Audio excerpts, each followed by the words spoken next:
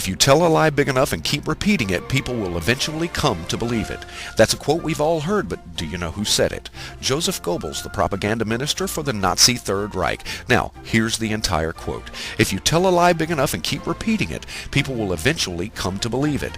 The lie can only be maintained for such a time as the state can shield the people from the political, economic, and/or military consequences of the lie.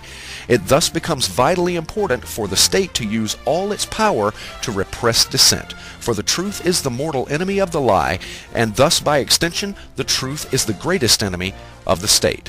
To call Goebbels a murderous evil genius is an understatement. He convinced the German people to give up their guns, submit to the state as their savior, to give up their neighbors, their friends, their family, and even their children to government re-education centers, to hand over pastors and priests who insisted on preaching biblical truths instead of allowing the state to define what is and is not sin. Does that sound familiar? Do you know of an administration, a political party, a political machine that is trying to force churches into violating their conscience and submitting to the state's definition of good and evil? Do you know of a political machine that has tried and is still trying to squash dissent by attempting to silence and marginalize an international news agency for reporting the facts as they see them? Is there a party whose practice it is to routinely pit their followers against their fellow countrymen and whip them into an emotion-fueled frenzy?